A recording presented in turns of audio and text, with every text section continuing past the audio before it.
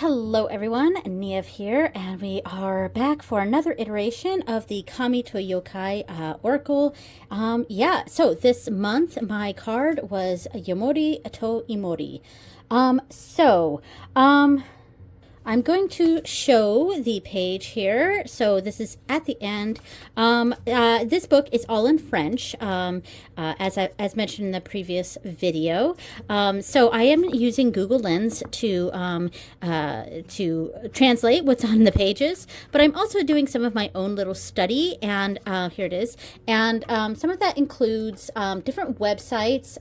Like the main one I've kind of been going to is yokai.com, but I think there was another website that I was checking out as well, and some perhaps YouTube videos. So I don't think I found any really on this one. There were YouTube videos on the last card, but yeah, just kind of doing like a little bit of a hodgepodge study.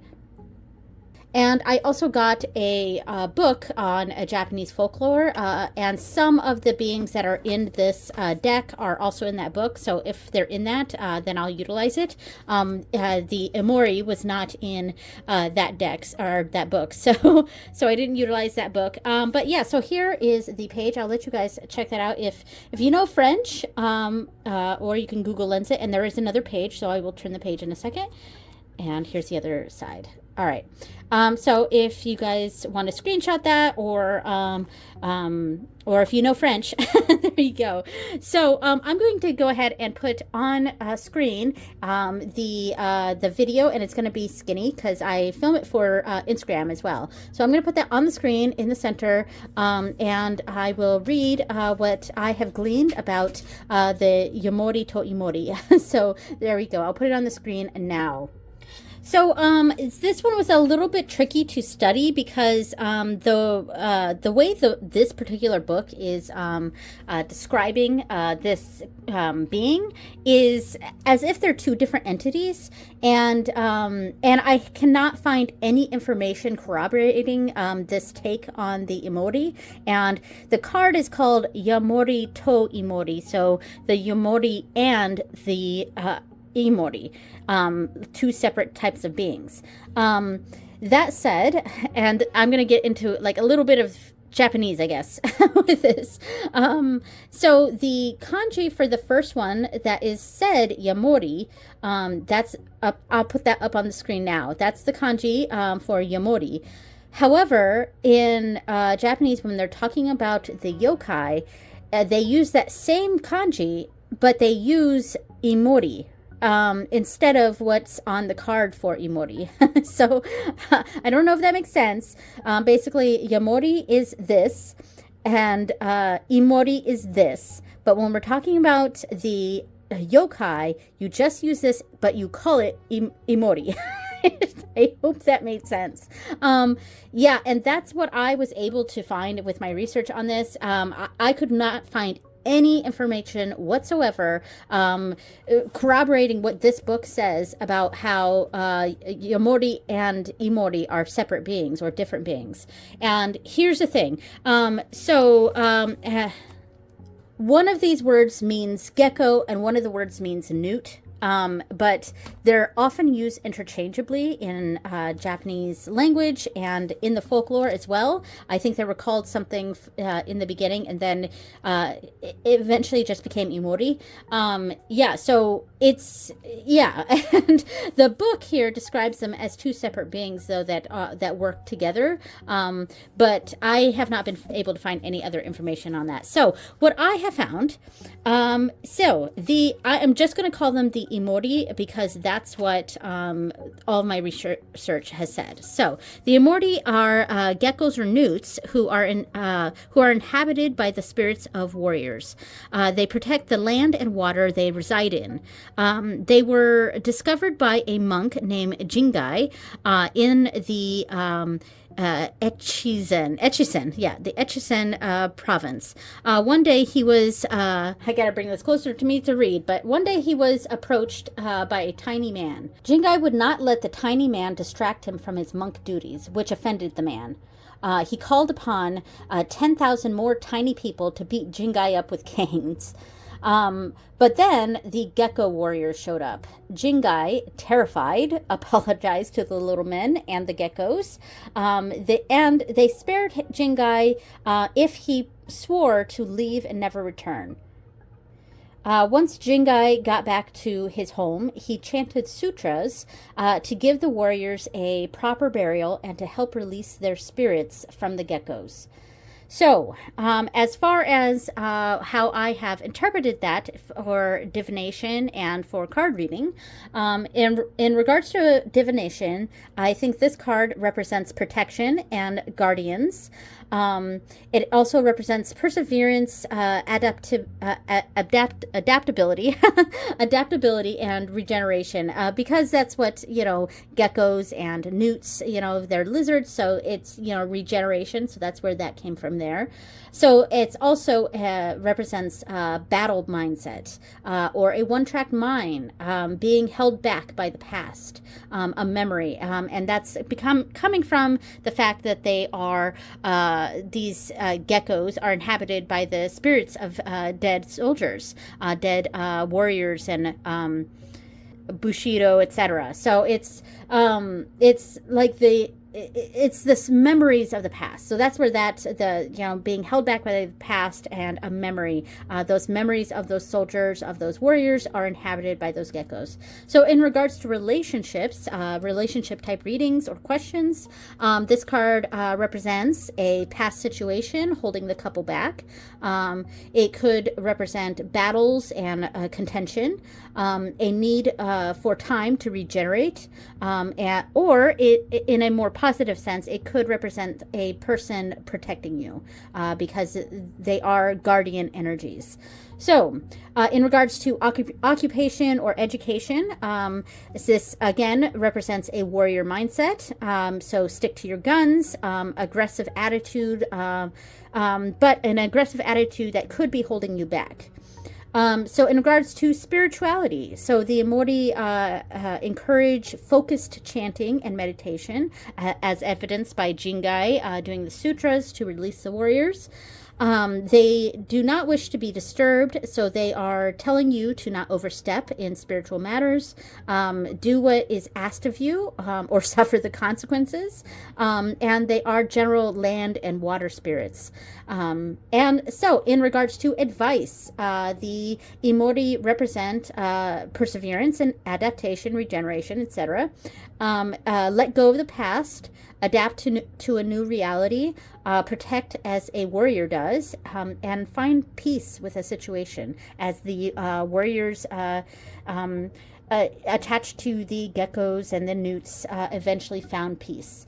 All right, so we're going to come back to here and see the page. So this is the page. Cool, huh? I like it. I thought it turned out cool. I went with like a lot of greens, the geckos, the Imori here are kind of a chartreuse or yellowy chartreuse. So I kind of went with a green look here, and I thought it turned out pretty nice. So up here it says Yamori to Imori, and down here it says it in hiragana, Yamori to Imori. So there it is.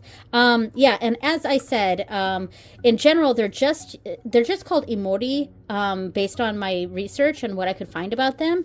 So this book was kind of off. I don't know where the authors, Caroline Dubin, where this author got this information from, but I have not been able to find any other information in regards to a yokai named Yamori, but lots on the Imori, which is describing the story that I just said. And this book does describe the story a little bit.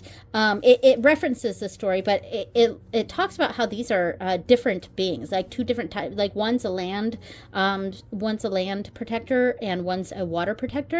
And I have not been able to find any information like that elsewhere. So I am going to just call this card, I can call it the Yamori to Imori because that's what it says here, but I'm pretty much just going to call them the Imori, and using this first kanji combination, not the second one. Even though that one says Imori, this one says Yamori, but apparently talking about the yokai, you use this kanji, but you call it Imori. So there we go.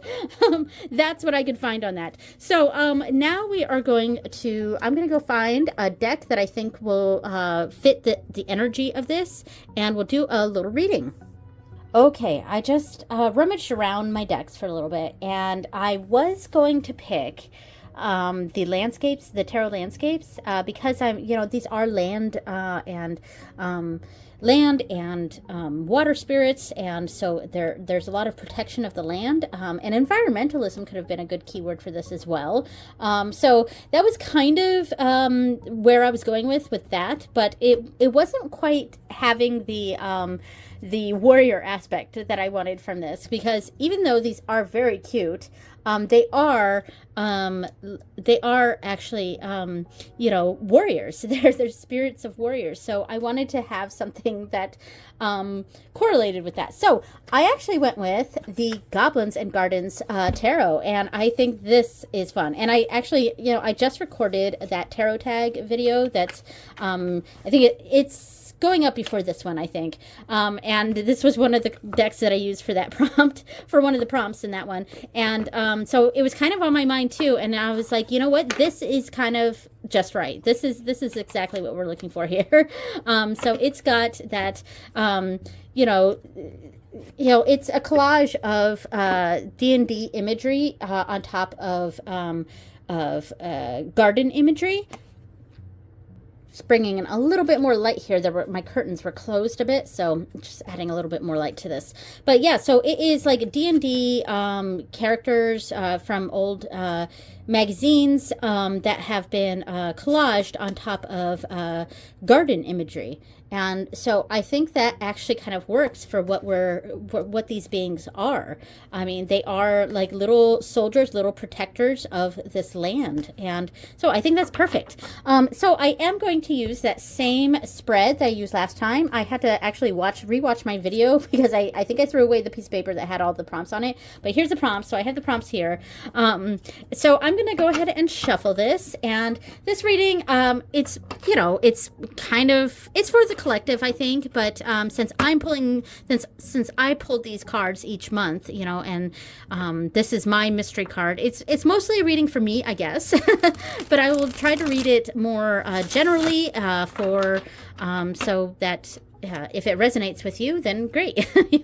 So all right, so the first prompt is going to go at the bottom, and it's going to represent what does this being want us to pay attention to? What do the Imori want us to pay attention to? And remember, the Imori, when they want our attention, we better give them our attention. So whatever this is, we need to pay attention to. And if we ignore it, they're not going to be too happy about it, because that's what happened with Jingai as he was trying to do his monkly duties. His monk duties, and the tiny man, and by tiny man it was probably a more personified version of this, because these stories were saying it's like a tiny man who's like 5 or 6 inches tall. So it made me think of like a gecko or something that's standing up, you know what I mean? So it was probably a similar sort of being like that, who are attached to the Imori there.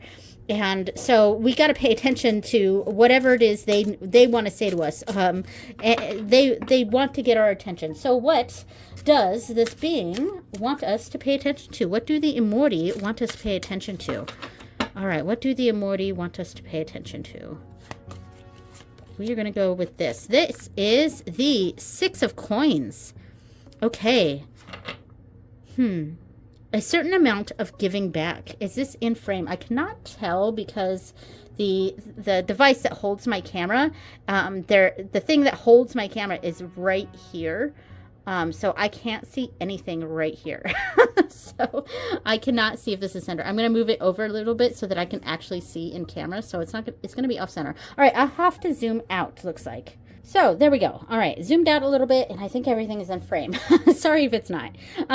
So it's the 6 of Coins, in general having to do with generosity, giving back, things like that. So I kind of want to see what the Goblins and Gardens book says for the 6 of Coins. Let's see. Oh, cups. Okay, found it. All right, so 6 of coins. This is tiny writing. I got to bring this up close. All right, so defiance, surplus, generosity, mutualism. All right, there is no forbidden fruit. The succubus tests instead of tempts.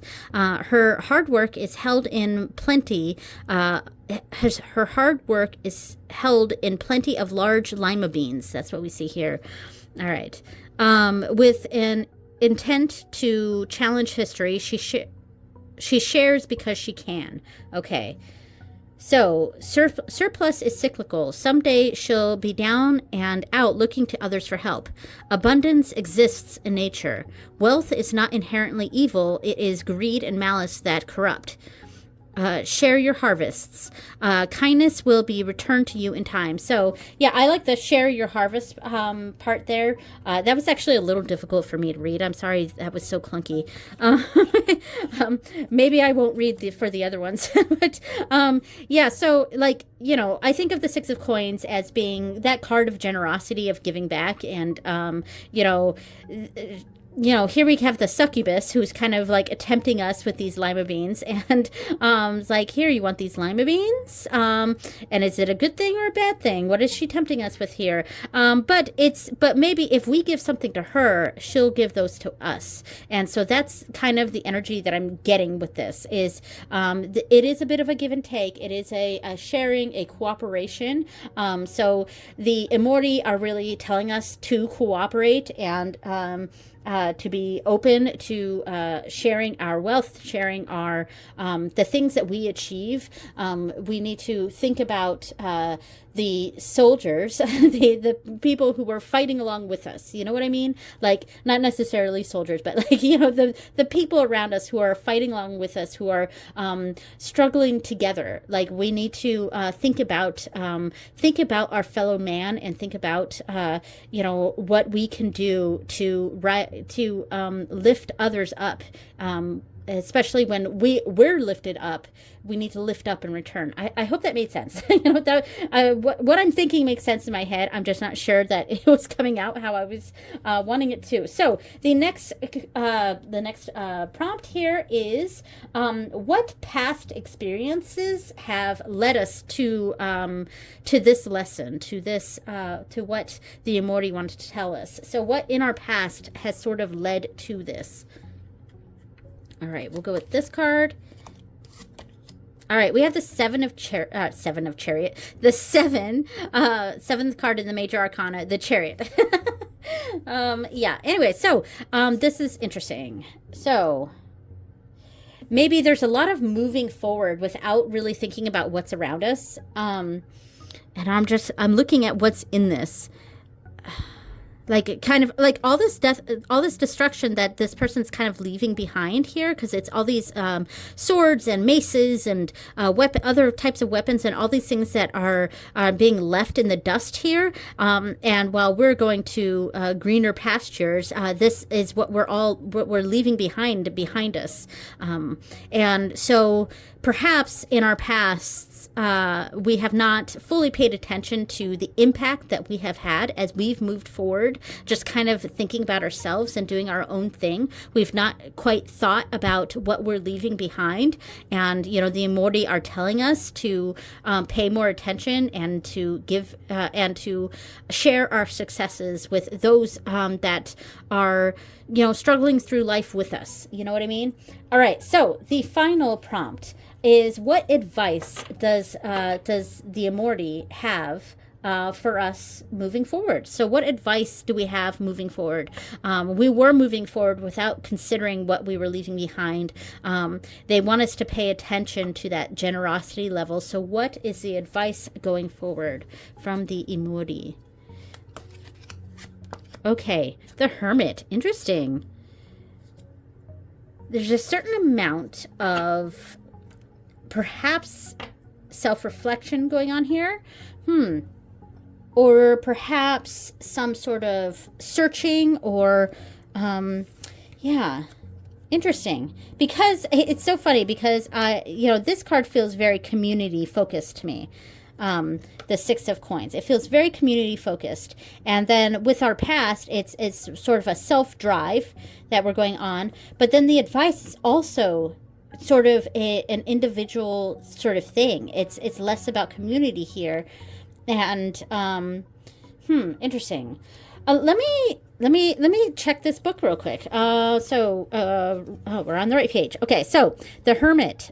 Search. Okay. Bivoc. I do not know what that word. I don't know that word. Okay, I'm gonna have to Google that word. Mantra and mountain. All right. Oh, mantra.